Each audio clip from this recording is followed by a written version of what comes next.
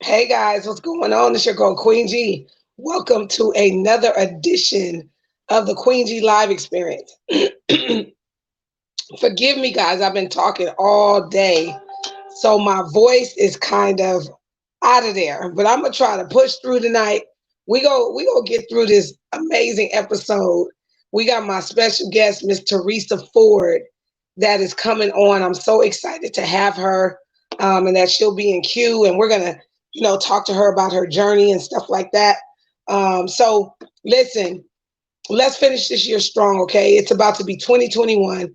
We have about 16, 17 days left in the year. So I'm excited about this year, all the things that have happened, and we're going to finish this year strong, okay? Don't give up. I know it's been a lot of things going on this year, but you can do it. You can make it through these last days of the year without, you know, fail, without struggle. Like we can do it. We can make it together. Okay. So let me get my special guest in here and talk to her. Let's add my special guest to the show. Hi, Miss Theresa. Hi. Oh I'm my trying to find God. my cute glasses. I got these other crazy looking glasses on, but I can still see. Go ahead and talk. Let's see. You are These so look these look a little beautiful. better. Thank you. So are you. Oh my You're God. Thank you, amazing. sis. You see, I had to put I'm this so makeup girl because I didn't want to scare nobody. who you telling? Who you telling? Forgive me, my voice is a little, gone because I've been talking all day. And I was like, oh, I've been trying to, how you try to get the teas going and all this stuff. And it just, I don't know. I'm like, I'm going to just have to Child, make that's cause you being Oprah and Gail all at the same it. time. How you beat both of them? That's what I'm Oh saying. my That's why God. you using all them different voices and putting on all Right, those right, different hats you wearing. We're writing books right, and right, talking to right, right. people and being a mama and then going on being on a Everything. star on a television show. So hey, All of it. All of it. Welcome to the Queen G Live experience. You are beautiful. I just love the essence of you. Okay. thank you, Let's just say that. Let's start it thank with that. you. How are you feeling tonight? I'm feeling pretty good.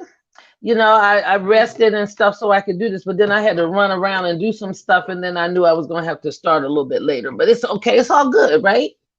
Right. I'm Oh trying to yeah. angle this camera so I can look even cuter. So go ahead, keep talking. I had to accommodate you. I had to take care of you and make sure I open that Oh, schedule for whatever time you need it. We gonna roll out the red carpet because you are amazing. I'm a little bit chilly, so I'm gonna put this scarf around me.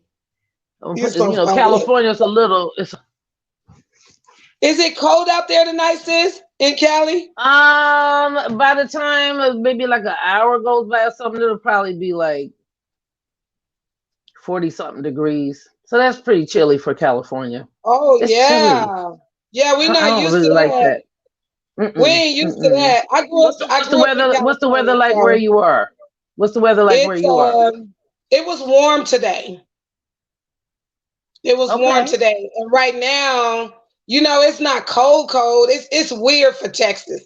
Texas is supposed to be freezing. Like this time it's supposed to be almost dang near snowing, but it ain't nowhere near that. We catching y'all weather. It's flipped right now, right? You like don't be I don't want to have to move to New York to get warm because that's crazy right right, there. Because New York and Philly. I'm from the East Coast, so right, right. Oh my God. So you gotta tell us, sis, how this whole actor's journey started for you. I want to jump right in, kind of talk to you okay. about that. Uh huh. Where did it begin? When did you know that there was something special and that this was the lane you were supposed to go into? Well, I've been kind of doing this stuff all my life. Me and my sisters, because you met my sister, Pat, Patricia. Patricia, yeah, yeah, yeah. Let's put it like this: Bratty Patty. Up, Okay, she'll see this too. Bratty Pat the brat. right, right, But right. we were singing together. We, like from when we were really young, and I'm the oldest, so I'm 5 years older than Pat. I'm not gonna tell people how old I am, but I'm Right. No, five we years don't have older to go than into that Pat. part. Now we ain't got to get into that until I get some money. Then we can get into Right, that. right. But and then my mother became a pastor when she was, well, let's say she got into the church when she was about 25. Her father was an AME pastor, but then she kind of strayed, and then she ended up we ended up in Poughkeepsie, New York, up there, and my mother became a pastor. She Hmm. became a minister first, and then Right. and then and then from church and stuff. Well, let me backtrack a little bit. When we were living in Cleveland, Ohio, with my dad, he had a jukebox in the living room. And he was Wow. selling I liquor remember the liquor shots. jukeboxes. Yeah, he was selling liquor shots and reefers. So I would stand by that jukebox, and I was learning all these songs and stuff, and I don't even think Right. my mother really knew that I was embracing all this music and stuff and everything. And she had a sister, and her sister was young, much younger than her. So when she graduated Right. from high school, she came to Cleveland one time, and I was like 5 years old, and I was like, I can sing. And she was like, you can? And I was like, yeah, I could sing. And then she said, let me hear you. And she said, sure enough, I could sing. And it shocked her a little bit. I started Right. singing some song. And so I always just loved what, they said when I was like 3 years old or something, or 2 years old, let's say three, I would go to church and I would sit up there and sing so loud that it was Right. embarrassing, but it was funny and everybody would be laughing and stuff. So then we moved to Poughkeepsie, New York. My mother went there. She became a minister like within a year. And then I got acclimated into understanding, gospel music and stuff like that more. And then we ended up moving to Philadelphia. And then by that time, Okay. me and my sister started singing together. And my mother started pastoring. So every time there was no one to sing, who do you think was chosen to sing? The three of You us. were. Yeah. Right. So we would always sing in church and stuff. And so, I knew. And then I went to a music magnet high school in Philadelphia, and I knew I wanted to do something in the industry, like singing. At the time, I was more Right. so thinking like singing, but I knew that I could probably be an actress too, because actually me and my sisters, all three of us, were just like, back then they didn't have video machines at first. And then Right. if you wanted to learn something, you had to like sit there and watch the movie and learn every single line right then and there. So we, like West Side Story or Mm. something like that, Bye Bye Birdie, all those movies that they would be playing, we would actually learn that stuff. And Line I by loved line. I loved Right. musicals, the Broadway musicals and stuff like that. I love Hmm. that stuff. So then I moved. Fast forward, me and my husband got married. He's from Philadelphia. He's a pianist and an organist, and so then we moved out Wow. here, and which was kind of crazy because we just drove out here and we didn't know anyone. From Philly, And you drove alone. You drove from Philly to Cali. That's just came that's out here. Well, we had a little recording studio, and we kept sending our music to different places, and we weren't getting the response we wanted. So we said we're gonna have to move to California. right, I right, was in, right, I was in my 20s. I was young, and we did that. And but my husband was a really good pianist and organist, so he did get work not long after we got here. And right. so I was just doing that thing, and in the meantime, I had a son when I was living on the East Coast, and my mother had him for Mhm. a while. But when I got him back, he was like 6 years old. So they kept him for like a year or something like that. Right, And when I got him back, he was singing. I was like, oh my God. So I started training him and right. doing Your stuff like son. that. And Wow. my son, Kenny Ford Jr. And his career just started taking off. So I started coaching him. And in the meantime, we still did do some recordings. We recorded with Ty Scott Records and stuff like that. And we had a number one album out. It crossed over to R&B and all this stuff and everything. Andre Crouch did a duet Dang. on that album with me and wrote a song. And I used a lot of my friends and stuff on it. It just blew up like boom. It was like out of the blue. We Right. didn't even know that that was going to happen like that. We was hoping that it would, but we didn't know that it would. And but anyway, in the meantime, my son was doing all this stuff, I was still doing my music and writing songs and stuff like that. But then his career was really taking off, and he was doing all kinds of commercials. He was one of those Sunny D kids, you know. Oh, He did ah, the purple stuff, the orange stuff. Which one do you want? He was one of those kids, and he did so many commercials I can't even name them all. I And know I you were. traveled I all over. know you had to be in shock about how the journey was taking you. Like here you are, probably you were a singer, you had an interest a little bit, but dang, okay, you didn't expect this lane to open up, right? No, it was like bam, and I was like, okay, well, of course I'm gonna go with this because I wanted to give my Right. son a chance to, because everybody doesn't have that opportunity to be able to be. He was with Cunningham, Escott, and DePini at the time, and that was a really prestigious children's agency, and he was one of their top children. So everybody doesn't have that opportunity. So I wanted him to be able to experience that because that's what I would have wanted somebody to do for me. So I did it, Right, and right. he ended up being really, really successful at that. But then as the years went by, he ended up not wanting to do it so much. So then I started deciding that I was going to try to do it myself. Mm. So he started. What was he doing? Like he kind of turned it away. He wasn't interested Well, you as know what? He much. became he became more of a he became more of a musician, and then he got married and stuff. And so I didn't, when they're little, you could say you're gonna do this and you're gonna do that and all that kind of stuff and everything. But when he was young, I could. Well, actually, I would always still ask him, "Do you really want to do this?" Because you Right, don't want give to him be the making option. somebody. Yeah, you don't want to make somebody do something like that. But he wanted to do it. But once he decided that he was kind of like not really wanting to do it and stuff, as we had a family band, so we would play around and do Yeah. weddings and private parties and stuff like that. And then at one point, we sang with Elder Barge. We backed him up. My whole family. It was Ooh. my son Kenny, his wife Tamika, and my husband was playing the piano for him. And we did all the Elder Barge and the switch music and everything like that. And Ooh, that that wasn't a music, sis, that music was good, good, good. but by the Woo! time we were doing that like in 2002, 3, 2002 and 3, something like that. And it was crazy because I could be mad at El, but when we got up on that stage and he started singing, and he would hit one of them high notes. Woo! Right, right, Start doing all that stuff. right. It was over. I would just start screaming and hollering right with the audience. It was crazy. You know what I mean? Because Golly. he really is amazing. He's an amazing musician. And so it was a good experience and all that kind of stuff.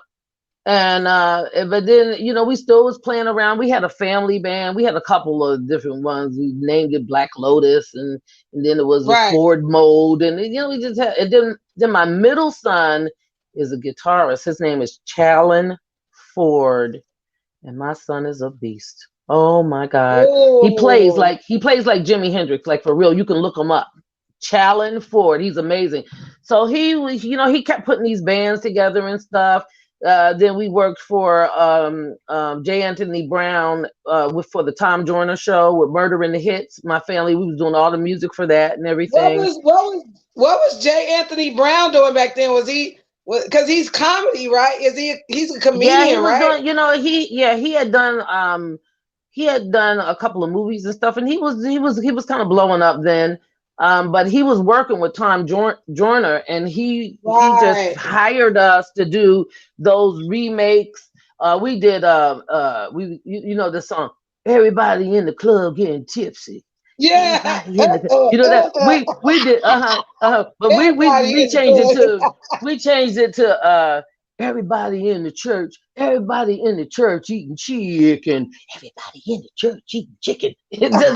We would just do this. We would just do What in the these world? Why do we always do that? Black folks got we are so creative. Like we always changing something, right? That's so funny. and Everybody in and the church eating and chicken. where Chicken. we did Ruben studded I can't remember he had that song I can't hear a doggone thing. Well, but I'm something without wings. Remember that song? Right. He had a song, and then but we changed it to Uh, I can't hear a doggone thing when I'm eating chicken wings. wings. Horrible, right? Goodness. Right. Horrible. It was That's crazy. just So that's us. That's us. That's so, black but folk. that's We why you're laughing at it, and that's why. And then we did Comic View with J. Anthony Brown, and we did a couple songs on there. We did a song, "You Stay in Church Too Long." You stay in church too long. Deacon Johnson with all them announcements. We want to take his head and bounce it. You stay in church too doggone long, too doggone long. We was singing that. And then Uh-huh. you start again. You start again and do the rounds. Oh my God. Oh my God. We was doing all that stuff like that, and then okay, then I ended up getting diagnosed with leukemia, like in Ooh, ooh, 2005. In 2005, ooh, ooh. and then Mm. everything kind of stopped in a way, So I had to deal with that. Can I ask you something, sis? You know how Yes, ma'am. our life is on a journey. It's a journey. It's a journey. And then something like that hits you. What was the first thing that was on your mind? Do you remember? Like, do you remember where your head was at that time? Tell me about that moment when you got diagnosed with Well, leukemia. well, I went to the doctor because I went to the emergency room like about 5 o'clock in the morning because I had these black things under my eyes, like black like the street. Like you know how those football players put that stuff under their eyes like that? And Oh, and then I had these things coming out of my tongue, and they were like blisters, but they were black or like real dark red, like. And I didn't know what that was. I just thought I was having an allergic reaction from some medication that I was taking from the ENT doctor. And right. and what ended up happening was, and so I went there, and with my crazy self, I just licked my tongue out, and they said, "Okay." And then they took me back in the back, and they start taking blood. And about an hour later, they came down and said, "You got to be admitted right now. Your white blood cell count is extremely high." And I was like, "What? What?" Like And what do you like? You're probably like, what is that? What is well, I you know knew what I what it. mean? I kind of knew what it meant because my sister had lupus. My middle sister had lupus, and I was like, that doesn't sound good. Your white Right. blood cell count is high. So then I they admitted me, and then they started doing all these tests, and it scared the crap out of me because they started putting these masks on and everything, and I was like, why are Right. they putting on masks and doing all this crazy stuff like this? And they did all that stuff, and then I was like, wow, what's going on? And then at a point I was like getting hysterical. I was crying because I just couldn't understand why they were doing all these tests and stuff. So they said they would say, oh, it's for your protection and all this stuff, and I was just like, but why Right. do I need to be protected? I was like, what are you guys talking about? And then finally, this doctor came in one day, and Dr. Greg Olson from East Valley Hematology. He She came in remember there and said, everything. yeah, he said, where's your Mm, family? When when they say where's your family, that's it.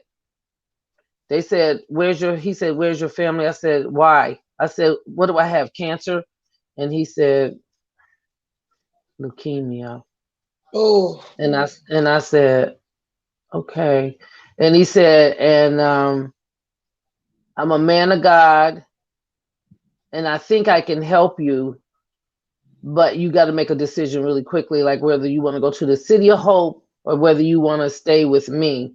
He said, now, I was the dean of hematology at Duke University. He said, and mm-hmm, I think I can help you, but you got to let me know what you want to do. So I was like, oh my God. And then I said, I thought about it for a minute. Then I said, I'll stay with you. Dean of right. hematology, that's a big position to be the dean of hematology. And Well, he so, knows how to get in there, and he knows about the blood, and he knows about that lane. mhm, So, um, he teaches that. So who else would you want but somebody like that? So then I said, okay, I stayed with him. Then he came back like the next day and he said, are you a really oddball kind of person? And I right. said, yes, I am. And he said, because you have the rarest form of leukemia that there is, Mm, but it's the easiest one to treat. And he said, and I'll take it. He said, because instead of me giving you like a 70% survival, I'm going to give you like a 90 something chance, 90 something percent chance. So I was like, God he is said, but we got to good. start. And he said, we got to start a very aggressive form of chemotherapy right now, though. You can't wait. And you're going to be in the hospital for a long time. And this is not an outpatient kind of thing. So I was like, oh my God. So we started doing that. The first chemo, I ran through it with flying colors. I was in the hospital like 6 weeks or something like that. Then the next one, the same thing. And then I the third one, I was like, why do we have to do it again? And he was like, we Doesn't have that I've to. never praised God for this, but doesn't it make you feel weak or something? What does chemo do to you? What happened? Let me see. I have some pictures right here. I don't know if you can see them. Wait a minute. Hold on. Okay. He Okay. he had this is a picture of me when I was in the hospital. Can you see that? Yes, I can see it. Oh, I see you. Whoa. That don't even look like you, sis.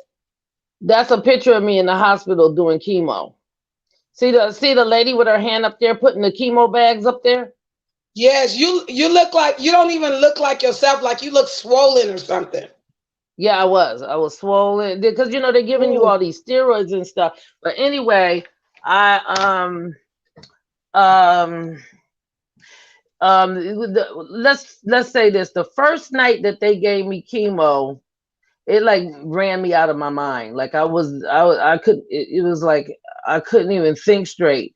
Those nurses told me, you know how you can lay in the bed vertically? In those hospital beds are most of the time twin size, but I laid Yeah, across the exactly. bed horizontally, like my head was hanging off and my legs was hanging off. And they said I was singing all night long. You know what they said I was singing? What?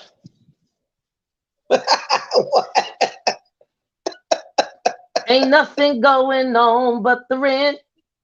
You got to have a J-O-B if you want to Oh my be God. with me. They said I sang that all night long. I have no idea.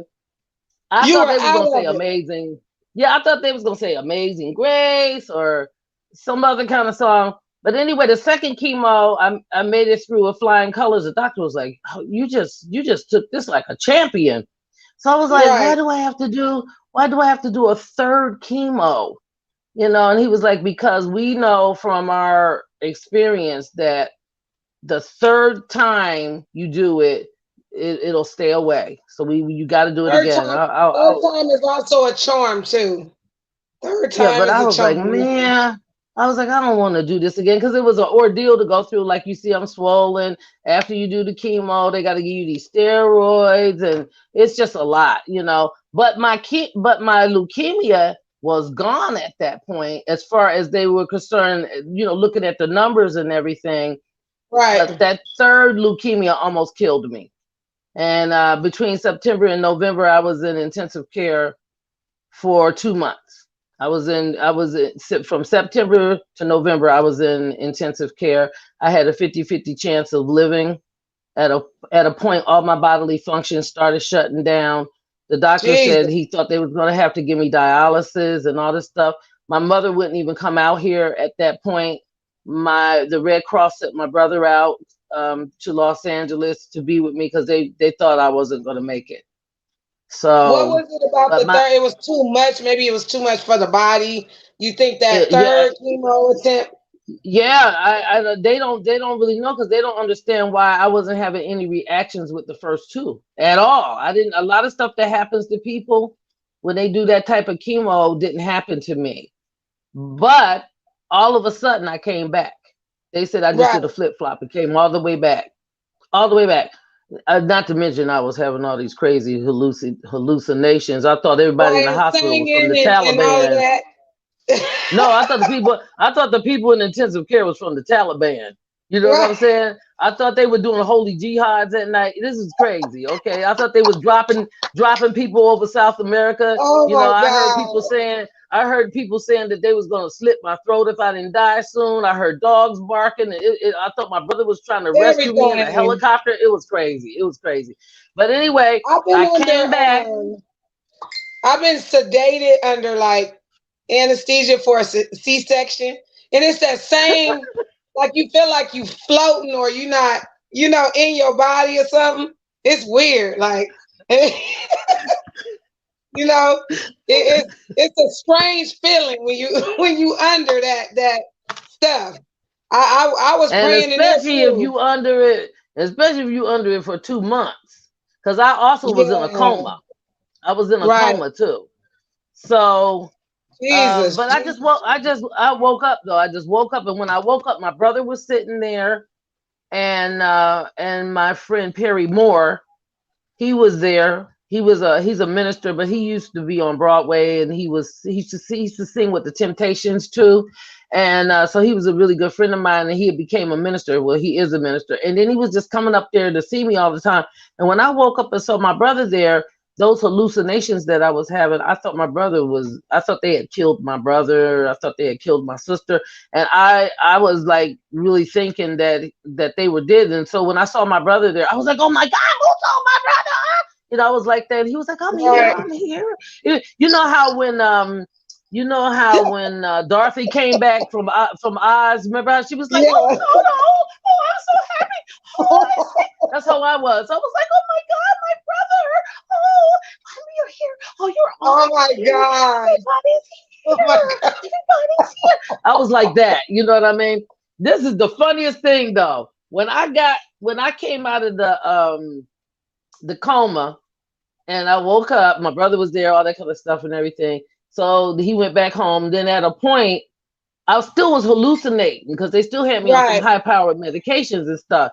And it was this. I'm saying this for a reason. It was this black, dark skinned nurse, and she came and Wait, you wait, know wait, how wait, they wait, wait. Teresa, T, hold on, hold on, uh, hold on. wait. How you be black and dark skinned? Like, Well, what the? I don't know. I don't know. But you could be Indian from India and be dark skinned. Okay, so come Right. on, walk with me. Just travel with the story. So you see this thing right here. This thing right here, Right. like that. That's the back of my picture. But it's one of those things. They got a clipboard and they got all Right. you stupid. They got all your stuff on the back of the clipboard, right? So this dark skinned nurse, and she was Right. black, African American. Mhm. She put the thing on the side of my bed, and she took and pulled the things up on the side of my bed, and you know what I did? I looked at her. I said, "You ain't tricking me, sister. You think because you dark skinned and you got an afro that I'm gonna trust you? You a part of the Taliban too." Oh my God. Oh my God. You were serious, huh? You were serious. And I was like, you ain't tricking me, sister. Oh, you think you a Right. sister with your afro. And she was looking at me and she said, and I said, you trying to kill me too, like the rest of them. And she said, oh no, honey, I don't kill people. I save lives. And with that, she pulled up the side of my both of those sides on the bed and pushed me into an elevator that was taking me back to the out of intensive care and into the regular part of the hospital where the other cancer patients was at. And that's when I started realizing I had been a hallucinate. I was like, oh my God, wait a Right. minute, I'm in an elevator. Oh, what's going on here? And they put me back in the regular part of the hospital, and so I still had to stay in the hospital for 2 more months, and I got out December 7th, 2005. And Praise God. and What the a people miracle. in the nurses, they were like, when you get out of here, you better go and start pursuing your career and doing all the stuff that you're supposed to do. Because I was singing to the patients. I had two patients in there that I became very good friends with, Right. and both of them requested me to sing at their funerals when they died. And Mm. because that's how much I was singing in the hospital. So hold on for a minute, I want to close this door because I they're talking. Okay, no problem. Hold on. Okay. She's so Okay, cute. I'm back. I'm Y'all are back. I'm watching back. the amazing Miss Theresa Ford from hit series Family Reunion. And she's been in other amazing productions, theater, the whole nine. I got a surprise for you, Theresa. What? Yeah. So hold on a second, okay? Hold on a second. Uh Let oh. me Uh put oh. myself on mute real quick. Let me put Let me myself put on my mute. let me put my glasses on.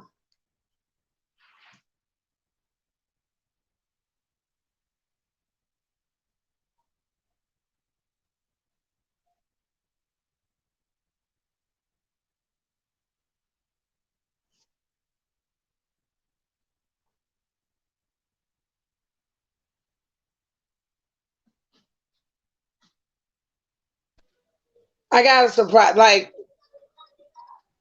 I got a surprise for you really quick. I know you like what? They so cute. Like they stayed up and waited to meet you. What? Oh my God. Come here. Come here. Come here. Hi. Oh, Hi. Oh my God. Oh, look how cute. Oh my God. She's wait. so Hi. cute. This. Tell her your name. I'm Serenity. Oh, that's Tell, so tell her nice pretty. to meet What a you. pretty name, Serenity. Come on. Let your sister say hi. We have to do the screen. These are my twins. Oh my goodness, how cute. She You got a guys little are makeup on, girl. adorable. Oh, but honey, she said she want to be like me, huh? Because I'm a makeup artist too. I don't play that. You You gotta know look who she cute, girl. You gotta is? have your sparkles on. Oh, that's You know who this so is? She's the character playing Coco in Family Reunion. And what does she do on the show that makes you laugh? Does she make you laugh? Yes. You like to I see make her on the everybody show? laugh, child. I want to go to the set. Look, they know what I the do set is. too. Right. Oh, you done messed them kids up already. They already Right, know right, what the right. set is. I want I'm to go sorry. to the set. Give me a kiss. Go to Give me bed. a kiss. Give me a kiss. She said give her a kiss too. She said give her a kiss. Give her a kiss. Mm. Oh, they're so cute. Thank you. Oh, They they're stayed up. They were like, I adorable. want to meet her. I was like, okay, y'all got to stay up now a Oh, little bit. Because it's oh, like, that's so cute. it's almost 12 here, and that's really late for them. But they were like, I want to meet I'm her. so sorry. No, no, no, no, no. This is Friday, so they're not in school tomorrow. Oh, They could just okay, sleep girl. I in. don't even know. I don't even know what day it is. We don't I'm know so what the days mixed of the up. week are. Right? Thank you for that. They just absolutely love you. They watch your show all the time. I really appreciate. I don't know what it is though, but I have a lot of kids that like me. And my Hmm. friend April, you know April, the one I'm always telling you about, April Oh yeah. Weaving, White. Uh-huh. She's always telling me that her nieces in Ohio and her little cousins really like me a lot. And then I had another pastor call me, Pastor Vance Dash from Philadelphia, and he said, I please say hi to my granddaughter. I was like, what? But Aw. that's all right. I'll tell you, I don't care. Mr. Rogers had a bunch of kids liking him too. So I guess I'm like Right, Mr. Mr. Rogers. Rogers. I don't know. I'll I don't take know what it. to say to that. That's kind of weird. Like Mr. Rogers, like that. I'll take it. Right. I'll take it, honey. Any fans I can get, I don't care where they came Oh from. my Timbuktu. God, sis, what was your first big breakthrough in the business? Like, what was the first job that you got that validated you as an actress and said, I think I'm doing something here. You know what?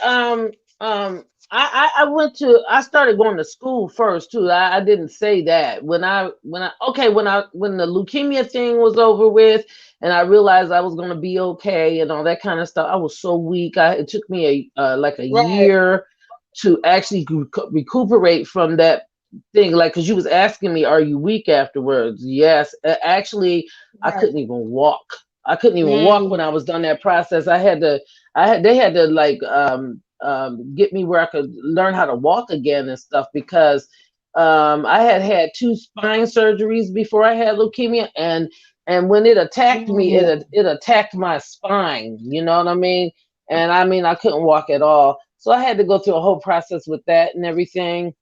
And but like like we were talking and you were talking earlier, and um um I had to by me being incapacitated like that, it gave me a lot of time to think, like, what do I want to do? What am I going to do? What do I really want to do? That kind of stuff. right. So that's when I started, I was thinking about that stuff in the hospital too, but then when I came home, I started investigating, so I started going to school, studying theater, studying voice too, and stuff like that. Learned how to swim. So Oh, you can't push me in the water and think I'm not going to get out, because I can get out of the water. And by the way, black children are the number one race of children that drown. And so I'm really an advocate now for teaching them how to black swim. children learn how to swim is very important, because you never know where your kids are going to be. They can't be walking around and not know how to swim. And for that matter, anybody, if I can learn how to swim, anybody can learn how to swim. So I can swim in any still water. I still don't swim in the ocean, but I can swim in any deep pool. In fact, I just, that's one of my favorite exercises to do. That is my favorite In the exercise to do, is pool. swimming. Oh yeah, Yeah, swim I'm is my so glad favorite you said exercise. that because I'm 46 years old. I don't know how to swim, so I Well, you need tend to to learn. stay away from water. Like I kind of I like the ocean. I like to go to the beach. I like to be You like around to be it. near it. You like to be near it. Right. But you know what though? If you take swimming lessons, I'm telling you, you will probably be saying to yourself, why what was I afraid of? What was I scared of? Yeah. Yeah, because it's the first time that swimming teacher, of all the people for me to get, because they had a lot of swimming teachers over there, like four of them or something. They had four different teachers, and of all the teachers for me to get, I go get the guy who is the coach for the women's swimming team. I Oh, called okay. him You the got the big. best. I called him the Yeah. I called him the big Kahuna. He was just so um he wasn't warm and fuzzy. He was like, lay down on your back. Okay, now do this. Now do Non-emotional, that. basically. Yeah, yeah. And he was a swimming champion in his life. So he knew how to. Right. He was a great swimmer. And but I started thinking when he was telling me, because first I was like, oh my God, I'm a drown. And I started thinking, you know what, all these lifeguards are out here. Okay, I'm in water that I can stand up in. So if something doesn't go right, so I started thinking like that. And then a little later on, he told me, he said, you weren't going to drown with those, not with those flotation devices you got up there in front of you. I was Ah, like, oh my God. well, I'm gonna So be I all learned how right to then. swim. I got some Yeah, that's what flotation I'm saying. devices on me You got too. the flotation devices, and then after like about 2 or 3 weeks of me taking those classes, they were only twice a week. They were like they weren't every day. They were twice a week, and then I'd go and practice my stuff that I wanted to learn how to do. And I just after a while, and then it got to the point where the teachers would actually give people to me that Right. that were impossible to teach. They would say, Teresa, I cannot take up all my whole. Oh, they all right. What do they want to say? What you want to say, honey? Since our Netflix is working, I can't watch you anymore. I'll put the Well, Netflix it'll back come on. You back. gotta sign into it. It'll come back. It'll come I'm back. into it. They're gonna Okay. put it back. They're gonna put it back now. Now that you said that, they really gonna put it back. Okay. Are you? And Are then you? let me show you where I am. I'm in my crazy room with all these crazy clothes I got, honey. Oh, look at this right here. I need a whooping. She Look does at a that. lot of dressing. She dresses into the Uh, lot uh, of different. honey, I need a whooping, and I got so many shoes.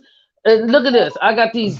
See these things? I'm putting all my The clothes band. and all these and these things. I can't anymore. I had clothes and bags, and I said I can't do this anymore. I got to stop this. This is crazy. My And then my I favorite still, part of the show is when like the car breaks down and the man's like, "Oh, this ain't my car," and he's like, "It ain't my car," and he's well, and then you really watched that show, didn't you?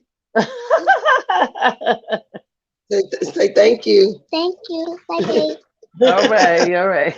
Y'all go to So bed. anyway, um, I'm an advocate for kids learning how to swim and adults because you never know when you're gonna be by some water and something. Oh my God, it's just terrible. And if something happens, it's really not cool. You know what I mean? So, and then my friend April was involved with an organization that helped bring awareness to the fact of people. Well, of course, Black people are the least people that want to learn how to swim too, Learn because how. Yeah. Yeah.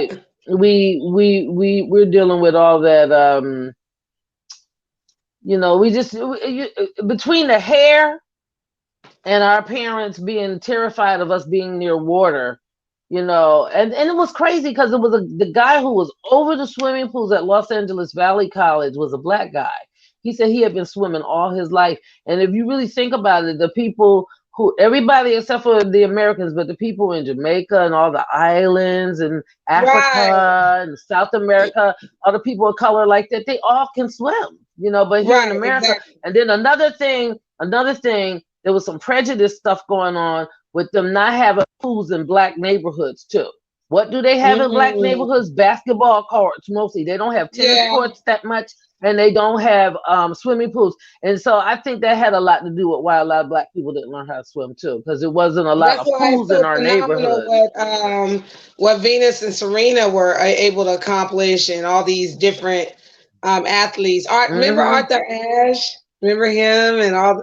Oh Yeah, my God! I have a The very good friend of mine because you're a braider, but I'm a braider too, and I do locks. And I went to beauty college and everything, and I was doing regular hairstyles for years. But my friend Willie Io is a magnificent braider, and she actually teaches yoga now over at Lula Washington Studio up on Crenshaw, okay, and right. her kids play tennis. And she was a tennis player, and I actually met Venus and Serena when they were little, like quite a few times. Oh wow! She had a son who had leukemia, and her son he did eventually die because he got diagnosed with childhood leukemia when he was like 2 years old. But his Make a Wish for the Make a Wish Foundation was to go to the U.S. Open with Bob McEnroe, and that's what he did. Mm, Yeah. So I used to always be around that tennis stuff a lot. It was kind of weird, even though I never did really learn how to play that particular game. But I was right. around them. So you was asking me Wow. about So my first big role. So yeah, what was the what ended first up big happening break into the was industry? actually, you know what, this, I started, so after I got out of the hospital and stuff, I started just going on auditions. I got on Actors Access and LA Casting, and I just said I was just going to, hit the beaten path and just get whatever I Just could get hit into. I and I won this thing called the Miss International Princess Pageant, and it was a comedy pageant, and it. it was they had like Mr. Gay Prince. They had Oh my God. yeah, this is what these were the categories: Miss African American, Miss Plus Size Princess, and what did I say, Mr. Gay Prince. They had Yeah. Miss Swedish something, and they just had all these really weird categories. It was a guy named Paul Ryan, and he used to have a show on the Travel Channel, but he taught he had a thing where he would teach you how to host a show. That was one of the things that I won, and I couldn't believe I won that thing. It was at the Acme Comedy Theater over on La Brea, Remember and I Acme? mean, Yep. and then I mean, it was crazy, and so I won that, and then that gave me a lot of confidence. I was like, wow, maybe I can do this. And so I kept going and going and going, and I was, singing around and just doing different things, and I would get little jobs, just doing kind of different Here little and there. things, Yeah, yeah, yeah. and so Donald Welch I was know it. Yep, was I know him personally. he told me he knew What an you, and amazing because man. I told him I was going to interview with you today. He said, I know her. I was like, I didn't Yep. know you knew her, Don. And We've and known each so other for then, years. And his brother Genuine and my brother were like best friends too. We had a wow. dynamic on both ends, like, you know what I mean? Oh, So yeah, wow.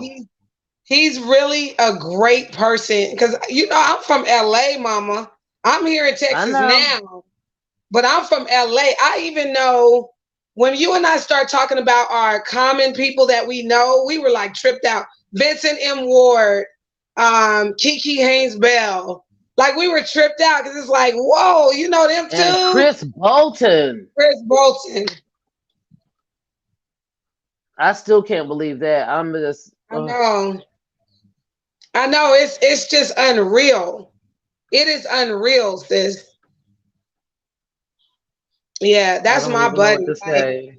that's my buddy. That was my buddy. Like, ooh. He was one of my main cheerleaders. He just thought I was so funny. Oh my God. Right. If it was left up to him, I would have been an Oscar award winning actress by now, because Right. he thought I was so funny. And you know what, no matter what, I would go somewhere because my son Challen used to play for him for a lot of stuff he did and played at the churches where he Right. was a minister of music and stuff.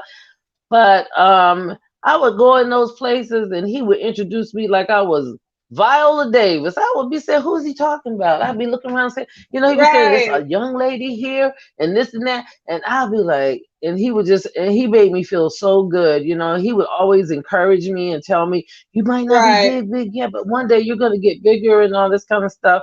And And I told you that about was just how he used to he used to invite me backstage at the Wilshire Ebell to hang out with the cast of whatever cast he was a part of. He was an amazing singer. Amazing. the Like, best. and you can't even like, how somebody is up and coming and they're on their way or whatever. You couldn't even call him amateur. You couldn't even put that title to his name at all. Because he was No, just he was a teacher. He wasn't no amateur. He right. was a He was Sometimes amazing. he would start singing, and I would just be like Yeah. we'd be at the church or something, and I'd be like, oh my God. You know And what I would do? I would sit there and I would say, I'm just gonna take this all in. I couldn't believe that I was friends with him. That's how powerful his voice is. You'd be like, am I really here with this guy? Like, because he had such an amazing gift. I remember hanging out back at the House of Blues too. He used to invite me to the Gospel Sunday, House of Blues thing. in in Hollywood actually. And so I was so excited to be a friend on the guest list, of Chris Bolton at this House of Blues, and he would give us tickets and give us all access backstage. I'm back there hanging with all the greats and talking to everybody, shaking hands. It was just being friends with him was dope. Like, Well, apparently he was very generous to so many people as far as his talent and whatever he had around him that he could help you with. yeah, Oh, you don't even. I mean, I can't say you don't know because you do know, but I talked to Chris the whole time he was in the hospital. right, He was like, let's say I talked to him at least 4 times in a week. I would be talking to him, not on the phone because he told me he couldn't even talk, but I was texting him and he was texting me back. He loved my mother and he loved my sister Pat. yeah, And that day, that week before he died, I texted him one day because I didn't hear from him for about 3 days, and I was right, texting him, and I said, "Are you okay? Are you okay?" So he finally got back when he said, "Yes, yes, I'm doing fine. I'm doing better. My oxygen levels are better, and all this stuff." And he said I should be going home in a few days. I was like, "Oh, thank God!" I thank was so God, happy yeah, for him.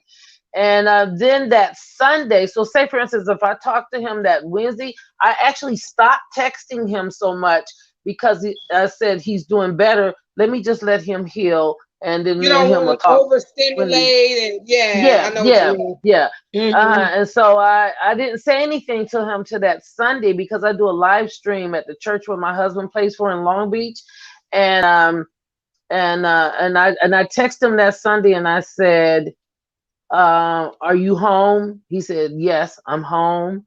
He Hmm. said, "And I'm resting in my own bed." He said, "I'm standing on the promises of God." And he said, "I have um, a physical therapist coming 3 times a week." And he said, "They're going to get my strength back from me being in the bed." He said, "They'll be coming for the next 6 weeks." Right. And he was like, "Just pray for me." He said, "Tell your mother how much I love her and how I thank God for her, her prayers have been answered for me." And I was like, "Oh my God, I'm so happy, Chris." And then the next day I woke up and looked at my Facebook page. You know, how you just open your Facebook page up, you Glad, looking yeah. at it, Hmm. and the first thing I saw was, "Oh my God, I don't think I'm going to make it. My brother Chris Bolton just died." Yeah, I I couldn't remember believe it. seeing that post too, and it just knocked the wind out of me. That was my spades partner. Like, we used to play spades. He was just a real guy. He was a real friend. You know what I mean? Like, there was no sugar coated, nothing. And I sent you the video of us 2 years ago in Las Oh, that Vegas. video was amazing. That was Yeah, great. Your husband's yeah. talented. That Thank was very you. done very professionally. I looked at it. I didn't look at the whole thing, but I am gonna go back and look at it over the weekend. It was, I kind of, I'm be honest with you. I just kind of, It's I didn't hard to want to look look at the at it. whole thing. Right, It just when I see him, it's like he's gonna say, "Hey, Teresa, what's up? right. Let's Or we do can pick this." up the phone Or and call yeah, him or yeah, something. Yeah, yeah. because Or I he'll remember. have he would always have something for me to do, like some kind of crazy part. He'd be Right. like, "I got a part for you." Let me tell you something. When my husband shot that video, right, and he came and did the final edit and showed him, oh my God, it was like Chris was a child again. Like, he had such a childlike, you know what I mean, spirit about him. It was like he was just so happy. He said, "Oh my God, I just really love this video," and he approved of what my husband had did, and that just made me so proud. I was like, "Thank you, Yes, Jesus, that he loves it." And then he started. We sent it to him by email. He started posting and playing it everywhere. He uploaded it to YouTube, and he was going through this whole process. And before I knew it, it was at thousands of views. I was like, "Oh my God, like, wow." Not only did he like it, but so many others did too. And that just made Yeah, me they did. I so can see happy. why. It was very nice. And it was so nice for him to, because he would spotlight people, and while he was Right. promoting himself, he would promote you too. Exactly. And oh, I'm just Yeah, it just my heart is broken. it's rough. You know how they say gone too soon, for us anyway. I mean, I know we're selfish. I know God needed him more, but it's just, oh my God. Sis, I'm a little messed up by that. It was unbelievable. Right. Cause it would have been different. I would have been. I'm not saying that it would have been okay for him to die, but if he had been telling me they're not saying that I'm doing okay, they're not saying the right stuff. They're scared for me. They're saying I'm not gonna make it. Then I would have been probably preparing myself for the worst. But that's not what he was telling me. He was telling me he Right. was I'm getting getting better. better. Yeah, yeah, And yeah. then he Mhm. had went home and everything. Oh my God, it's the saddest thing ever. I know a lot of people Yeah. are having a lot of people, families and family. I know another girl that lives in Texas. Her grandmother and her mom died within a month of each other. Oh, my ex father-in-law just passed 2 nights ago. And when you've known somebody since you were 17 years old, like I don't care. It just like that knocked me all the way in the pit of my stomach.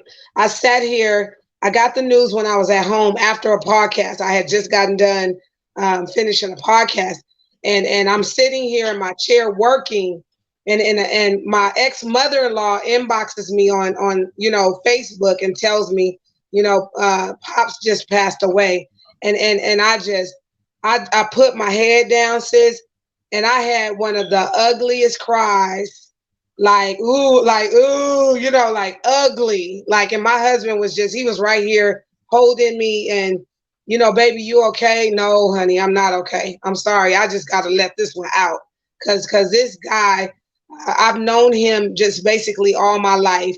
He was one of the most kind gentlemen I have ever met, and the things that he would do for me, like my ex mother-in-law, sometime when I knew to get something out of my in-laws, I'll be like, can you think I can get some change, from, she said, let me go ask Pops and see what he got.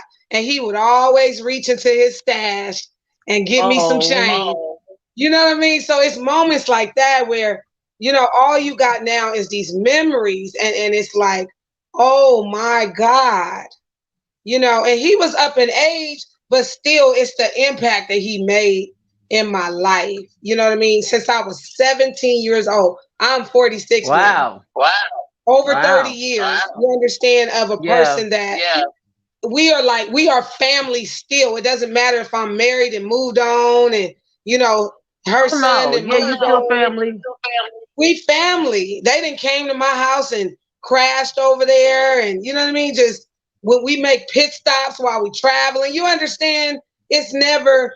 It's just family. It's family, and I just, oh sis, it's been a year with that. This whole year, just a lot of people. Wow.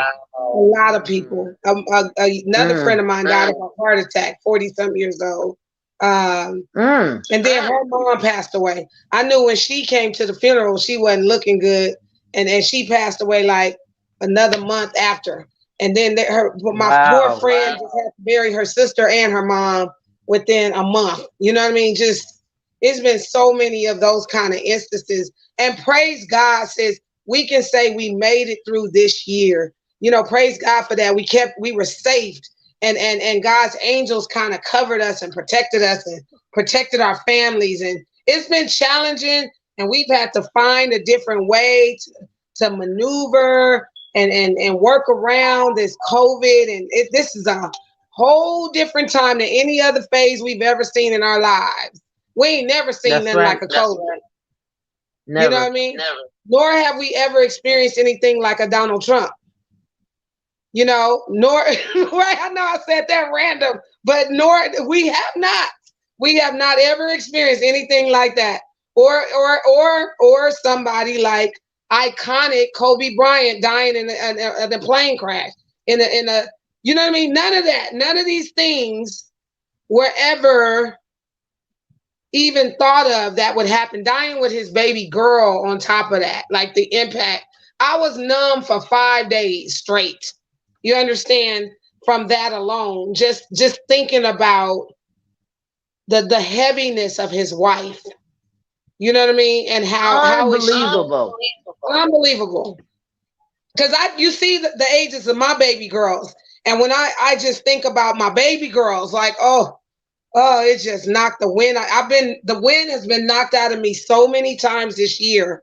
You know what I mean? From so many different incidents.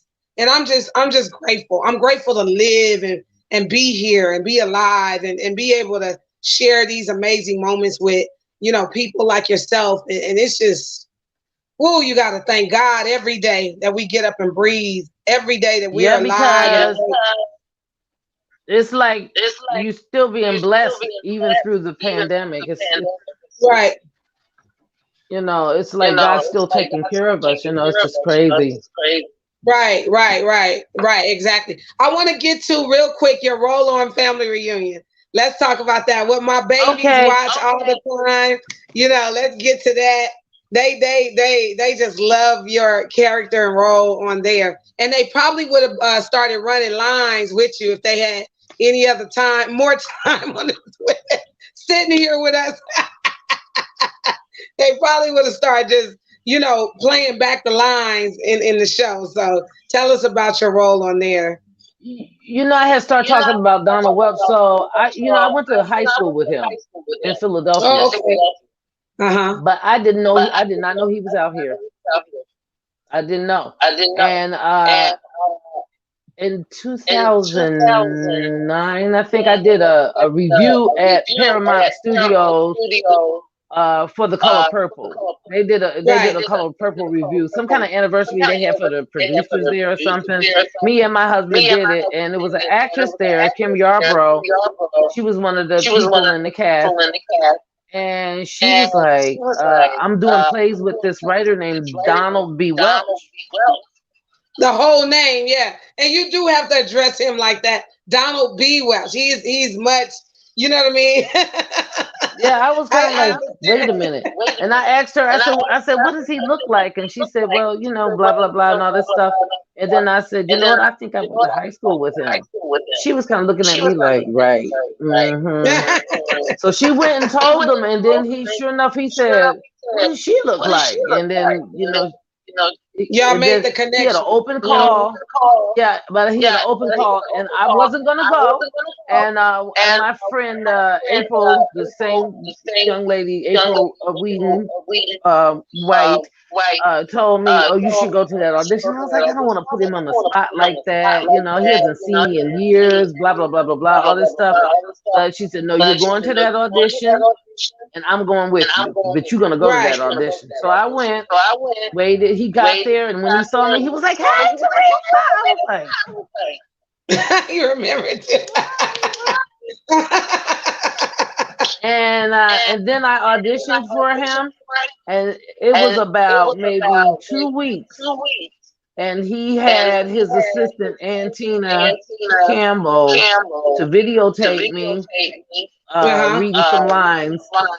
And the next thing I knew, he had put me in the play Heaven Bound, and it was starring Dorian Wilson, Kenny Lattimore, Vanessa Bell Ooh. Calloway, Yes. Kim Yarborough, Vincent Ward, Vincent M. Ward. Yep. I know him too. I and know Vincent M. me, Ward. and me. And you know Yep. what? And I thought I had a little part in the beginning. I thought Right. it was this little thing in the beginning. I went over to his house for the table read, and I was sitting there and I was reading that script, and my character was Duchess Davenport, and I started reading that script, and I kept saying Duchess Davenport, Duchess Davenport, like going through the whole script. I was No, we looking got around. I some was going, wait a lines. minute. I was like, wait a minute. This is a lot of stuff, you know. And sure enough, it was only 6 characters in that play. It was 7 characters. Let me see. I'm trying to think who did it the first time. Was it Marla Gibbs or um? I can't remember. Oh, Dorian Wilson was the Christian gatekeeper, so it was Dorian Wilson, Oh, and okay. I was just stunned that he gave me a big role like that. But that started everything, and then it went from there. Wow. So And did I you get started getting other recognized from the parts. play itself that you were in, which led you to the role on Family Reunion, or it was some other what was the Well, what ended segue? up happening was is that what ended up happening was is that I auditioned for Family Reunion. You know, like I went to a regular audition for Family Reunion, and they didn't pick me. And so though the people from Family Reunion, like the producers and some of the writers, came to a show Don has called Walking by Faith. Oh yeah. And I did this role where I had to speak with a list the whole time. Oh my God. And I was like, good morning, church. Notice I didn't say good morning, saints, because see, I hanged out with some of y'all after hours. Oh You my know, so God. I was just really crazy in that play. And honey, I went down to Georgia after we did that play, and Don called me and said, Theresa, they're writing you into the show. Oh my God. They He said made a they role. wrote They a made a role for part for you. you. They made a role for me. They wrote me into the show. I was like, what? That's He said, you got amazing. he said, you gotta come back home as soon as you can because they written you into the show. So I was kind of like, okay. But sure enough, they had wrote me into that show, and they made me Loretta Devine and Thelma Hopkins' cousin, Rosalind Carter, on there. Wow. Oh And my God. I just know that's how it happened. my babies are in love with your show. They adore you. When I told them that I was on the phone with you one day, they were like, "Mom," they just went off like, Well, y'all "Mom." just make sure y'all keep praying for me so they can bring me back on there because they just started filming Right, again. So I'm ready to go back on recurring. there. And so I just finished Don B. Welch's movie um, Love on a Two-Way Street, and Okay. that's starring Vanessa Williams, Dorian Wilson. They're the leads in that. Erica Ash, um, Tony Rock, Chris Ooh, Rock's that's brother. good. That's a good cast.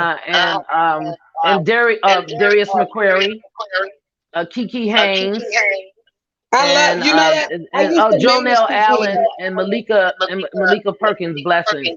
We're the main characters in there, and me and a young man named Brandon. He's one of the stars on there too. And Wow. it was an amazing experience, and it's going to be airing tomorrow at 5 p.m. and 8 p.m. and also on Sunday at 12 p.m. I 12 need you to p.m. tag me tomorrow live. in that information. Send it to me so we can look for it. I'm Yes, excited ma'am. for you. I Yes, was ma'am. saying that Kiki Haynes Bell, I used to manage her. Like I literally used to manage her. Wow. I was an actor's manager about 12 to Girl, 13 years ago. you done did a lot of stuff. You done did all kind of stuff. I seen all them Uh-huh. books you had up there. I said, this girl is crazy with all these books. I was so excited that I was managing Kiki because number one, she's drop dead gorgeous. Okay. And when you Beautiful take woman. her A beautiful anywhere, woman. when you take her anywhere, she is going to land the role, book the part. She has that kinetic energy. Not only you can be beautiful and then be a bitch, but she never. When I tell you, she was No, always. she's not like that She's at always all. humble. She's very She's down to earth. yes, Very yes, down to earth. exactly. hmm So Yeah. so And I think I was that so actually helps excited. her, because that comes out in her personality. You know what I mean? Oh yeah. Oh yeah. She would always she was so sweet like oh my god. Girl, you taking me back 12, 13 years. Every time we talk about the circle we're in common with, it's like, okay, you know them too? You know them too? Okay. Okay. But you Well, probably know more people than we even know that we know. We just not, we know that we know, we right? haven't connected it yet. Like if you was to ever have like a party whenever coronavirus is over, Right. you probably would be going, Teresa, so and so, Exactly. I'm sure we do know a Exactly. lot of people, a See, lot of the see, same Holmes, people. there's a guy, a young actor back then, about 12, 13 years ago, named Holmes Lindsay the Fourth, that used to be involved in the Don B. Welch plays and stuff too. His name is Okay. Holmes Lindsay the Fourth. I cast Holmes in his first feature film because I used to cast too. I got casting credits on my IMDb page, the whole nine, sis. And anyway, he ended up being on the hit show Power. He ended up getting on Power, like yeah, as Wow. Tiny Maniac is his character on there. But I used to come and see him at Donald Welch's plays because he was in Donald Welch's plays and stuff. He would come out and Do you audition for him think all do the you time. think you'll ever go back into the casting thing? I was just telling somebody I pull it out sometimes. Sometimes I'll somebody would approach me and ask me if I would cast their project. If it's like a small one and it's not that many, roles that need to be cast, I'll do it. I'm like, whatever, come on. Because you don't forget that. You don't forget that lane of casting and being in that chair and choosing to Right. cast for these amazing projects. I used to, Tyrone Burton used to be in my office all the time. Kiki Haynes Bell, Vincent M. Ward, all of them used to be in my office. Oh Right? wow. Yep, all of Well, them. go ahead on. Well, what are you gonna And do with guess who yourself? else? Just Christian you just Keys. like you just like your hands should just start. The money should just start. Right. This is my season finally where, the love is coming down, if you know what I mean. The love is coming down. but but You but make even my love come down. Oh, you make my love yeah, come come down. down. Christian Keys too, and the and all Yeah. the Tyler Perry. He was another one that was always in my office. Those are all buddies of mine. Wow. Yeah, and I cast him in some Wow. projects. Yep, exactly. I'm That's telling you, it's crazy. amazing. It's crazy. And then you have the stuff coming up with the rap mothers of LA and Ooh, we got to everything. talk about that. Yes, let's talk about that. We are both faces of rap mothers. We've been included in this series, You know what? and I'm gonna turn my camera around. I just want to try something for a minute because I want to see something with my lighting. So okay. hopefully people won't think I'm being too unprofessional. No, you're fine. You're If it fine. shows if it shows too much, I'm gonna turn this sucker back around. That light looks good. It does. Mm-hmm. It's my ring light. I've been experimenting with it a little bit. I have a big ring light, and then I have this little one too. The little one is Right. I got convenient look. Mine because is right here. This is my little yeah, mini on the desk right here. You know how we yeah. do it. We got we got to So improvise. which light do you like the best? I like the small ring light, the small one right No, here on the desk. I mean of the ones that I just had. Oh, I like the brighter one. I don't know what notch That's the that one. That's is. the one that's up now. Okay, yeah, that's good. I like that one. It's really nice. Really, I can't see myself though that good though. You can't go back when we get done. Go back and watch this video, and you'll see. Now it's glaring your eyeglasses though. Yeah, because if you turn the ring light around and you face it on a white wall, that's another issue. But okay. Sis, where can we find you on social media? Give us all your social media sites and stuff like that. Right now I'm T Love Song on Twitter. I'm Theresa Ford on Facebook, and I'm Theresa Ford Music on Instagram. All right, all right. And what are some of the things that we can expect from you in the near future, project wise? Well, you know what? I got some other things coming up that I can't really talk about yet right now. I got I you. still Mhm. do have a recurring role on Family Matters, and I'm out here. I'm still auditioning, and me and my husband are getting ready to come out with a jazz album, Kenny and Theresa Ford, and then we're gonna write Yes. some. We're gonna do this jazz album, but then we're gonna do some original music too, and it's probably gonna be like middle of the road, kind of like not gospel, but kind of message kind of stuff. You know what I mean? Right, So we're right, gonna do, and I'm a rapper too. right. I always say I'm I an heard old you. teenager. I heard you rapping Old earlier. teenager. Everybody in the club getting tipsy. You know I can get hood too. It just comes out. You know Yeah. what I'm saying? Oh I'm yeah. from Oh Watts. yeah. I'm from Watts, so you know What? how that is. What? Yes, ma'am. I am from Watts. And We grew up in so LA. yeah, well, I grew So up in West Philly, honey. okay, okay. I just love your big, beautiful eyes. Your eyes are Oh, so bright and big. Yeah. thank you so much. That I'll You're take all just, the compliments I can get right now. you have just been such a Trust. joy on this podcast Thank you tonight. so much. I Thank you so appreciate you much. so much.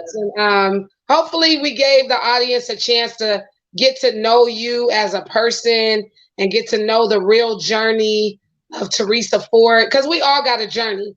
You know, you can see us on Family Yes. Reunion or these shows and things like that, but there's a journey to all of this. And I'm just grateful that you survived leukemia and that you came Yes, through ma'am. all of those things. And you're a walking miracle, basically, and thank Yes. you for sharing your journey with us tonight. Oh, it was my pleasure. You're such a wonderful host, and Thank hopefully we'll be able to you. do it again in the near future when I can pump up some of these other things that I got going on. And Yeah, some of them I don't listen, want to sis. say yet. I actually had a couple things get canceled on me because of the pandemic too. I had Wow. gotten a big TJ Maxx commercial. I went and did the singing part for the commercial and everything, and then they said that it had to be postponed because of the pandemic. All the people were out here; they were getting ready to film and everything, and they had to go back. They had to go back east and all that kind of stuff. What a It was year. deep. I'm telling I you. couldn't believe it. I was like, "What? Right. And you literally had to push Crazy." your mind set in a positive, try to push forward because it's been a hard year, mentally, physically, everything. It's been Yeah, tough. yeah, yeah. It I was. haven't traveled, for what I love to do. I used to be a traveling hairdresser and traveling with the entertainment business. I'm a red carpet host. So all that was cut out. Red carpet hosting, Wow. but thank God for my podcast because it's like it still kept the vision alive and kept it going That's and right. didn't shut everything down. So thank God for Right. social media and that we have this year. Let me tell you what this year made us do, and then I got to get off this. This year made us connect. You understand? Because we were literally running pillar to post, doing this, doing that. What this year did make us do was shut down and reconnect. It made us, get back close to people, learn how to have a conversation. It's not all about the cell phone all the time or, oh Right. yeah, yeah, I get you next. I'll send that fax. I'll send that email. That's what we became. We became that running with the rat race of what we do. But this forced us to like shut it all down and then just Right. kind of reconnect with our loved ones and people that, are friends and that kind of thing. So I am grateful for this year in that sense. God definitely had a higher plan than what we knew Yes, he did. Nothing, So, nothing we can do about it either. exactly, exactly. So I am grateful for you, sis. You have been Yes, amazing. ma'am. Oh, Oh my God. I just love you. And we're gonna keep in touch. You my friend now, so you gonna see me calling you and stuff, okay? You know? yes, I'm your sister, honey. I'm your Yes. sister. That's And right. I wanna shout out your beautiful sister, Miss Patricia, who interviewed me probably some couple of months ago. Girl, that interview got so many thousands of views. I'm like, I don't know who the hell Wow. watched this. I don't know who the hell watched this, but yes. Somebody's watching. Somebody watched that interview because it got some nice numbers. And they Your gotta have something sister, to do. So this is giving them some interesting stuff to watch. You know what I mean? right? They gotta have something to Exactly, do. exactly. Your sister has that same kind of kinetic energy that is just inseparable. I can't get away from y'all now. Now that I know you, it's a wrap. And I want to shout out. Yes, We we were talking love about you. Faces of Rap Mothers.